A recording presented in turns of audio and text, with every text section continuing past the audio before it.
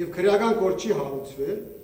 իսկ որոշ ժամանակ հետո հարուցվել է։ Միքայել Սրբազանը մենակ ընդդիմության Սրբազանը չի Շիրակի դարձել, նաեւ յուրաքանչյուրի Սրբազանն է։ Եվ ֆեյքերի տակ թաքնված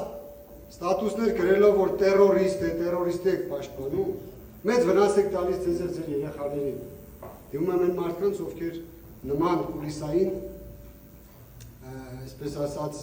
ֆեյքերով հարձակումներ են գործում Միքայել Սրբազանի պաշտպանողներին։ Ինչի համար է նաև ձեզ եւ ձեր երեխաների վնաս, որովհետեւ դրսի ապրող որևիցե երկրացի ինքը չի մտնելու դետալների մեջ, թե այդտեղ կա հանցական, թե չկա։ Պարզապես ասելու է, սրանց եկեղեցականները, որ terrorist են, բա սրանք ինչ են։ Այդ նույնը վերագրվելու է նաև մեզ եւ մեր երեխաներին։ Եվս մեկ անգամ հորդորում եմ, արեք փոքրիկ քայլ եւ կառանձնանաք մնացյալ իշխող ուժի անդամներից,